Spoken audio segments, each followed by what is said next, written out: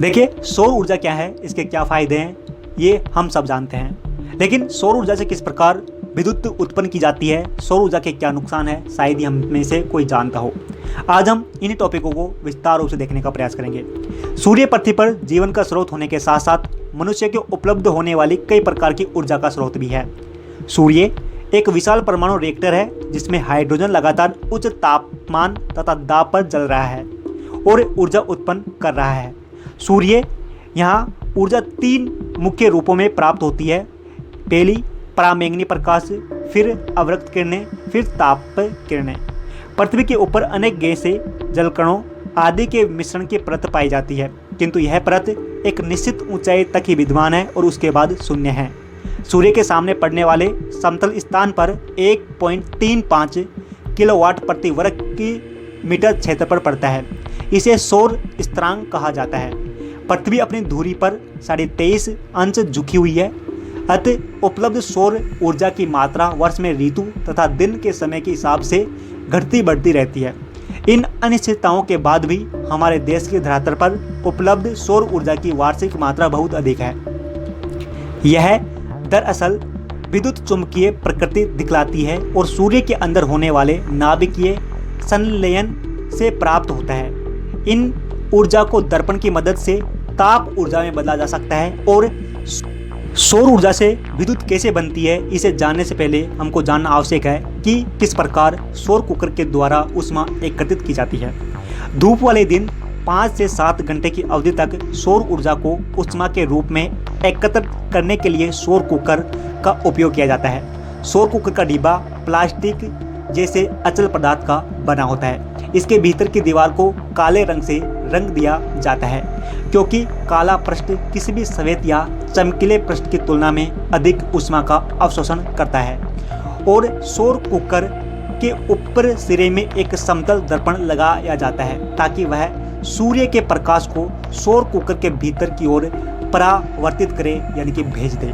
इसके अतिरिक्त डिब्बे को कांच की शीट से ढक दिया जाता है, क्योंकि कांच का विशिष्ट गुण है कि वह कम तरंगदैर्घ्य के विकिरणों को तो जाने देता है, यानी कि सूर्य के प्रकाश जो आता है उसको तो डिब्बे यानी कि कुकर के अंदर जाने देता है, लेकिन तरंगदैर्घ्य के विकिरणों को रोक लेता है, यानी कि डिब्बे से बाहर निकलने वाले जो कि विकिरण है उसको रोक लेता है, जिसके फलस्वरूप कांच के डिब्बे के अंदर की ऊष्मा को बाहर निकलने नहीं देता है, जिससे 2 से 3 घंटे तक कुकर को धूप में रखने पर इसके भीतर का तापमान 100 डिग्री सेल्सियस से 140 डिग्री सेल्सियस तक पहुंच जाता है, जो कि बहुत अधिक है।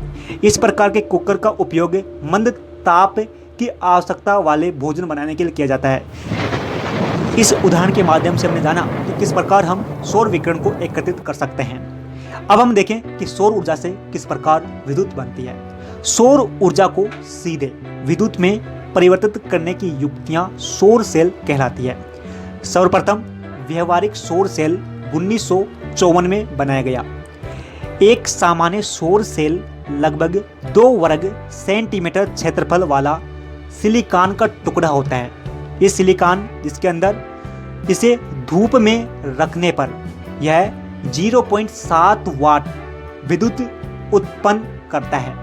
जब बहुत अधिक संख्या में सौर सेलों को जोड़कर इनका उपयोग किया जाता है तो इस व्यवस्था को सौर पैनल कहते हैं। यानी कि सिलिकॉन का बना जो सौर सेल है, ये सौर सेल जो सिलिकॉन का है, ये विद्युत उत्पन्न करता है। यानी कि जैसे ही हम इसको सूर्य के प्रकाश में रखते हैं तो ये विद्युत उत्पन्न करता है। ऐसे अनेक जो सौर सेल हैं, इन सौर सेलों को मिलाकर जो कि सौर पैनल बनाया जाता है। अब जो ये सौर पैनल है, जो कि इन पैनलों द्वारा उत्पादित विद्युत को एकत्र करने हेतु उनके संचालित बैटरियों को चार्ज कर लिया जाता है।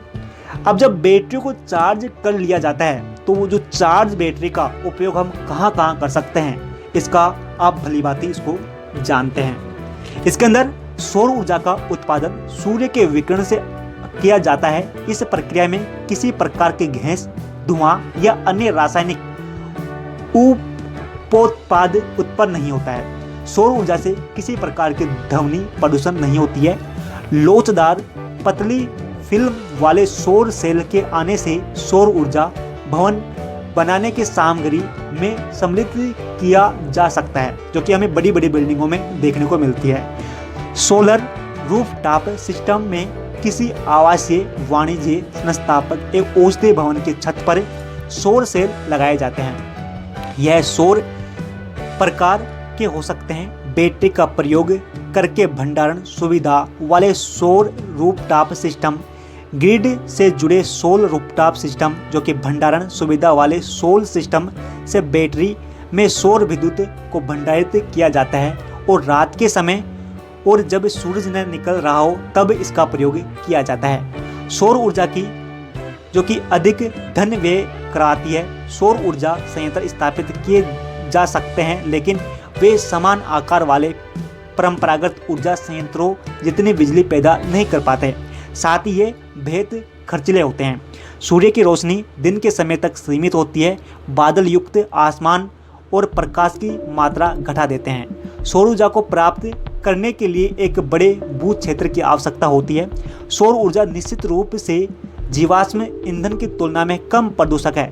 कुछ उत्पादन प्रक्रियाएं हरित गृह गैस उत्सर्जन से संबंध रखती है, जैसे कि सौर जो पैनल होते हैं, सौर पैनल का उत्पादन नाइट्रोजन ट्राइफ्लुओराइड और सल्फर हेक्साफ्लुओराइड के उत्पादन से संबंध रखते हैं, जो कार्बन डाइऑक्साइड की तुलना में वैश्विक तापमान पर अधिक प्रभाव डालने वाले कुछ शक्तिशाली हरित गृह गैस है।